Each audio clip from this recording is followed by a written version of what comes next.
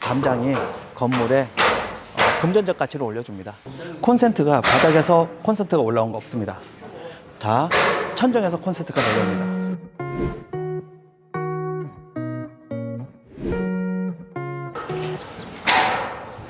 안녕하십니까, 건축사 안 선생입니다.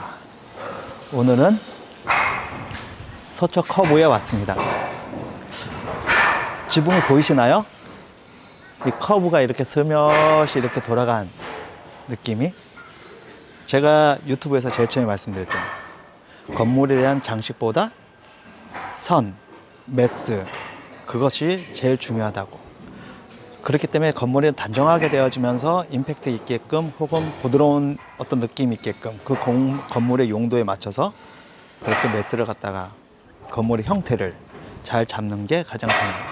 거기서 그 다음에 중요한 건 건물 내부의 시스템을 어떻게 가변적으로, 어떻게 사용적으로, 어떻게 장래적으로 그걸 시스템을 잡느냐, 거기에 아주 중요한 것들이 담길 수 있습니다.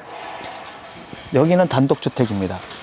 단독주택이고 뭐 한 집이 다 쓸 수가 있고 뭐 임대로 넣을 수가 있는 그런 단독주택입니다. 지하주차장은 지난번에 말씀드렸듯이 법적으로는 지금 5대로 허가를 받았고 최대 사용은 합법적으로 적법하게 11대까지 주차가 가능합니다. 그렇게 앞으로는 차량을 이용하시는 거라든지 이런 게 많기 때문에 그런 것들을 해야 되고, 나중에 이제 추후에는 뭐 전기 자동차 충전기라든지 그런 것들을 설치를 갖다 해서 보다 더 간편하게 차량을 갖다 이용을 하고, 혹은 뭐 레저를 이용을 하고 그런 것들을 이렇게 할 수가 있고, 그리고 여기 이 집 아드님이 이제 자전거를 되게 좋아라 해요. 그래서 이제 자전거라든지 그런 것들을 이제 정비라든지 그런 것들을 이제 뭐 컬렉션들을 이렇게 정리를 갖다 할 수 있고, 자동차도 이제 그렇게 정리를 갖다가 할 수 있는 지하 주차장이 되겠고, 그다음에 위에도 뭐 한 가구, 두 가구. 그래서 여기는 일종 전용 지역으로서 두 가구가 이제 들어가게 됩니다.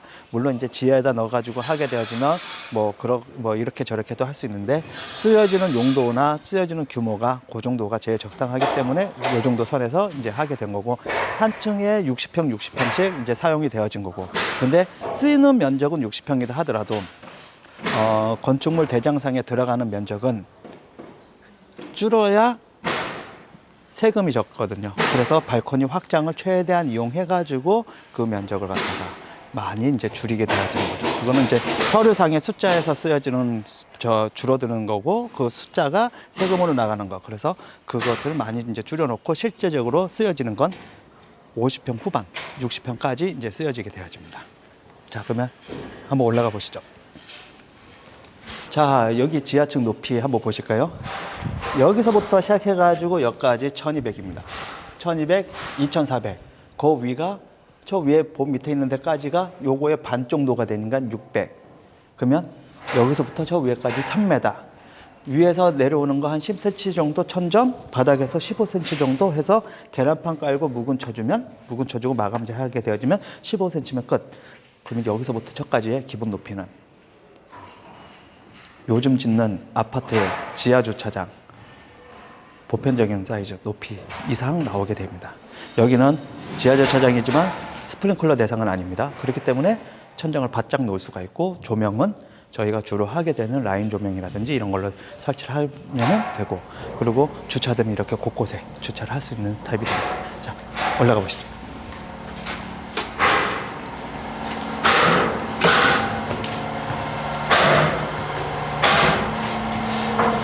여기는 원래 석고보드를 그냥 붙이는 거였어요.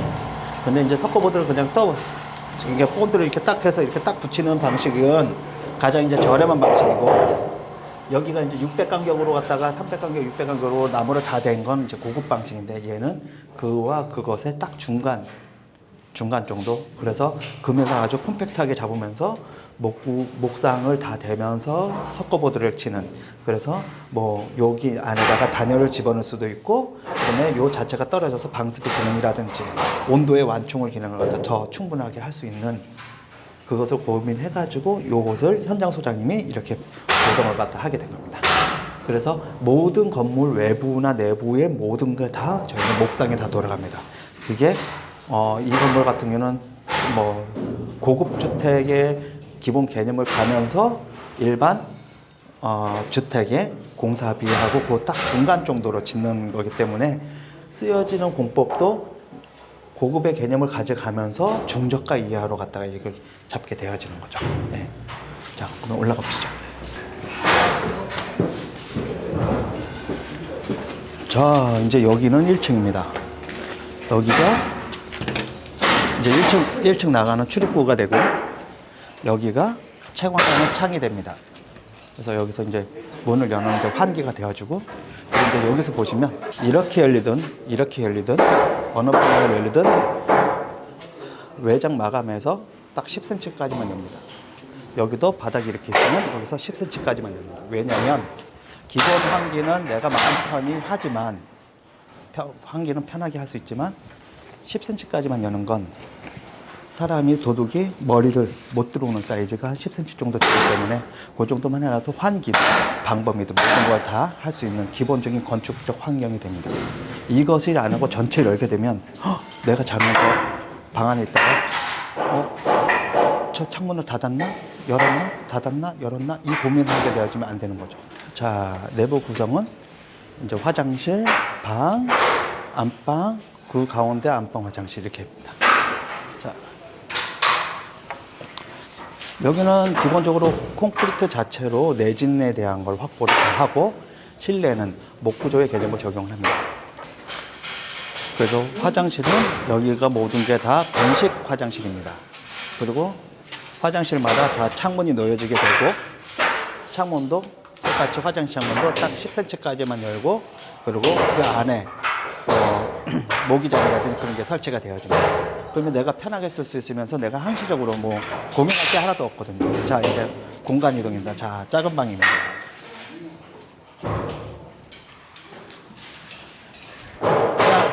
작은 방 사이즈는 3m에 한 5m, 하나, 둘, 셋, 3.5m에 5m 정도 사이즈가 됩니다. 그렇게 놓으면 뭐 침대도 넣을 수 있고 놓을 수 있는 구조가 되어지고, 그리고 이쪽으로 이렇게 나가게 되어지면 여기가 이제 붙박이 장이 놓여지고, 여기도 이렇게 붙박이 장이 놓여지게 됩니다. 그래서 두 군데가 다 짐을 놓을 수 있는 구조가 되고, 여기가 이제 안방 화장실이 됩니다. 그래서 여기도 똑같이 창문이 열리는 구조가 되어지면서 환기가 되어질 수 있는 시스템이 되어지고, 그리고 위에 아래층으로 파이프 샤프트가 올라가는 공간이 이렇게 놓여지게 되어집니다. 안방이고, 안방에는 이제 발코니 창처럼 된 창문과 이쪽으로 된 창문 해가지고 기본적인 환기가 이렇게 자연스럽게. 그래서 이쪽 벽면 같은 경우는 기존 담장인데 이거는 좀 깨끗하게 미장이든 그런 걸 처리를 하게 되어지면 안전하게 쓰면서 바깥에 데크를 놓을 수 있는 구조가 되어지기 때문에 편안하게 왔다 갔다 할 수 있는 구조가 되어집니다. 네. 그리고 아까 말씀드렸듯이 목상을 대지만 이런 식으로 이제 경제적으로만 이렇게 돼서 합판을 치면 안에다가 또 다시 내단열을 갖다가 또 하게 되지만 여기 보시면 바깥쪽에 단열, 안쪽에 단열, 그리고 바깥쪽에 요 위에다 앞에다 또 단열. 그래서 한 번, 두 번, 세 번 이렇게 기본적인 단열이 만들어지게 됩니다. 그러니까 단열이 제일 중요합니다. 네. 그리고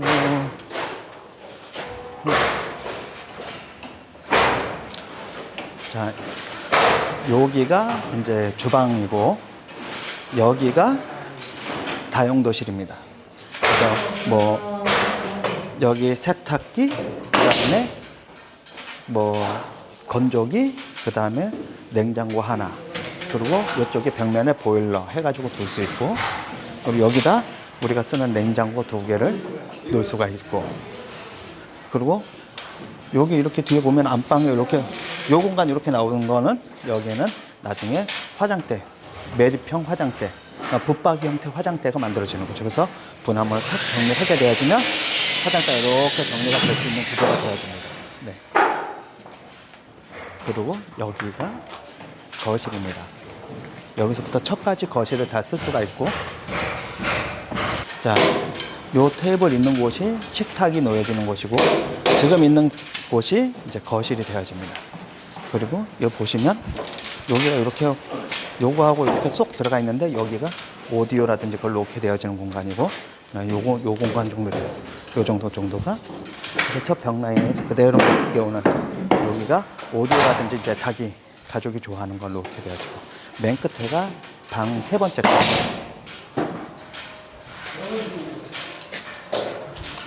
그래서 여기가 방입니다. 남쪽으로 다 창이 열리고요. 그리고 바깥쪽으로 나갈 수가 있습니다. 자, 밖으로 나오게 됐습니다. 자, 여기는 위에를 보시면 위에가 차양입니다. 차양이고 여기가 마당입니다. 마당이 넓습니다. 거의 이 건축 면적은 법적인 면적을 다 채웠고, 이 땅은 지하 주차장을 만들 수 있는 곳이기 때문에 이 정도의 공간이 만들어질 수 있었고, 그리고 외부에서 손님을 온다면 외부에서 출입구에서 도로에서 외부 계단, 여기가 외부 계단 자리입니다. 지금 여기 합판으로 덮어놓은 여기가 외부 계단. 그래서 손님이 올라오면 여기다가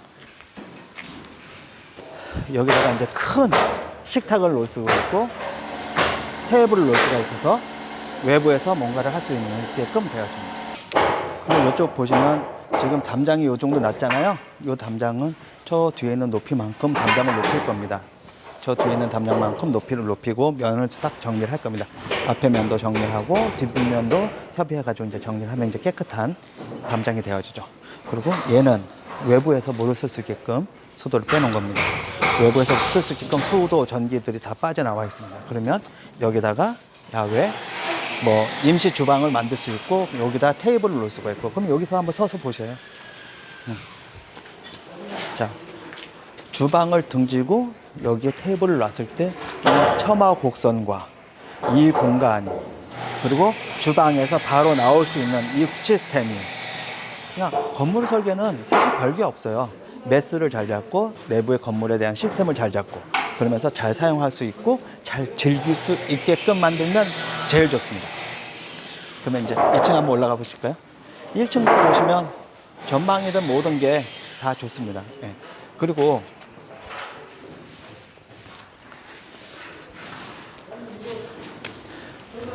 여기가 이제 도로와 만나는 이제 그 담장 높이입니다. 여기 보시면 여기 한번 넘어와서 보세요.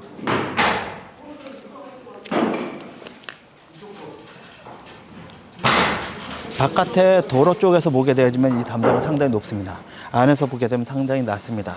법정 높이는, 담장 높이는 이게 난간 높이 한 120cm, 그러니까 1.2m는 확보를 해줘야 돼요.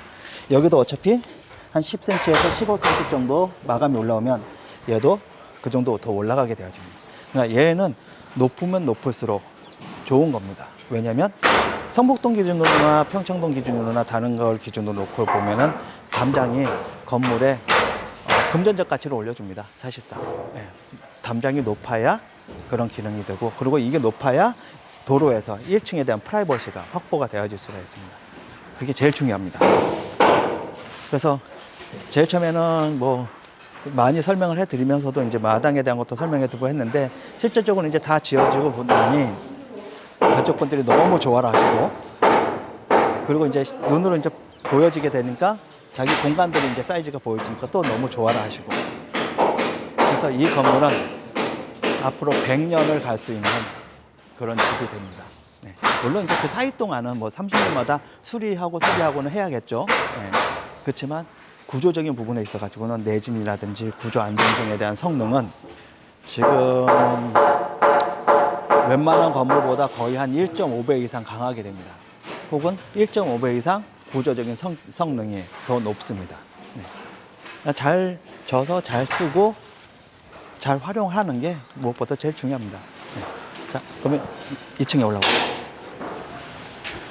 이제 2층은 지하에서 올라왔을 때, 이제 여기는 이제 방화구역이 되어지고, 여기가 이제 문이 만들어집니다. 문 열고 이제 2층으로 올라가면 됩니다.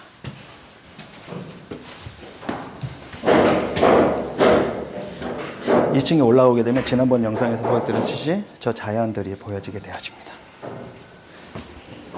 그리고 2층은 바로 1층 외부에서 바로 계단이 만들어지기 때문에 계단 폭은 90cm 이상이면 되어집니다. 그러면 90cm 이상 만들어 놓고 또 다시 90cm 이상 만들어 놓으면 나중에 이 공간은 튀어나온 이유가 이 튀어나온 만큼 여기서부터 저쪽까지 책장에 쭉 만들어지게 되어집니다. 어디까지? 저기서부터 여기까지 혹은 이 창문 위까지가 책장의 벽이 되어집니다. 어찌 보면은 장식월이라 볼 수도 있고 뭐 관리하는 걸 수도 있고 뭐 책장은 사람이 놓는 높이까지만 되어진다면 나머지 위에 거는 그냥 뭐 그림이든 이런 것들 고정되어 있는 거 그런 거 위주로 놓으면 됩니다. 이렇게 계단 올라왔을 때도 이렇게 바라보는 뷰가 무엇보다도 제일 중요합니다.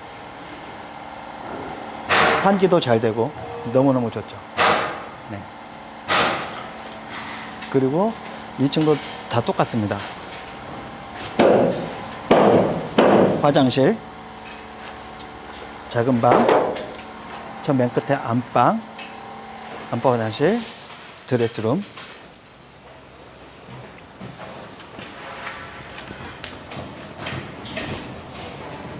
그리고 다용도실, 냉장고 들어가는 곳, 주방, 그리고 창문이 여기쯤 위치를 합니다. 작은 공간이 아닙니다. 상당히 큰 공간인데 여기는 또 차야. 앞에 전망이 탁 트여지는 공간이 돼요. 지금. 한번 쭉 한번 영상 한번 돌려주세요.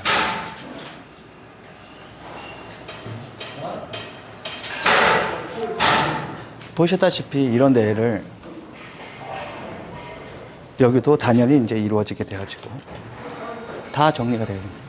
여기는 콘센트가 바닥에서 콘센트가 올라온 거 없습니다. 다 천정에서 콘센트가 내려옵니다. 관성에 대한 법칙, 그러니까 우리가 보통 하는 건축 일반적인 공법 혹은 공사 방법 혹은 공사 룰하고는 전혀 다릅니다. 천정에서 다 내려옵니다. 그렇기 때문에 벽이 계속 이동하더라도 천정에서 위치 이동만 해주면 그 사이에 벽이 이렇게 혹은 없앨 수 있고 만들 수가 있고 그렇게 조절을 할 수가 있죠. 여기서 이렇게 비춰주세요. 지금 보여지는 공간은 사람이 나올 수 없는 공간입니다. 커브가 단정하죠. 선이 그냥 비싼 외장재를 쓰고 뭐 비싼 걸 쓰고 뭔가를 더 비싼 걸 써서 뭔가를 더 예쁨 더 비싼 걸 써서가 아니라 선 하나 시스템 그걸 잘 잡으면 건물을 사용하는 게 더 낫습니다. 잘 보세요. 외부는 콘크리트 구조, 내부는 목 구조. 도심지지만 목 구조의 장점을 가지고 오면서 내진에 대한 성능을 확보를 하고 환기에 대한 것도 확보를 하고 뭐 저도 이런 집에 살고 싶죠. 아마 다 지어지게 되어지면 아마도 많은 분들이 아마 깜짝 놀라실 겁니다. 자, 옥상 한번 올라가 보실까요? 문 열고 여기가 이제 옥상 올라가는 계단실입니다. 그래서 여기서 계단이 이렇게 쭉 올라가면서 여쯤에서 오도리바 계단 참이 있고 다시 돌아서 이쪽 방향으로 이제 올라가게 되어집니다. 그래서 계단 하부 공간은 나중에 수납 공간으로 갖다 쓸 수 있는 구조가 되어집니다. 자, 그럼 옥상 한번 가보시죠.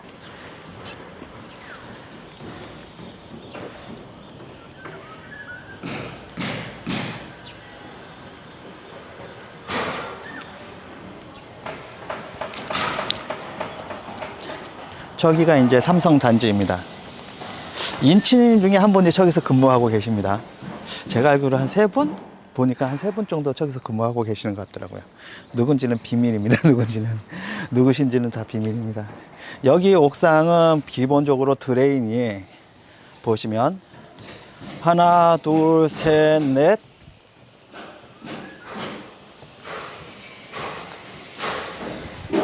다섯, 여섯, 척까지 7개 됩니다.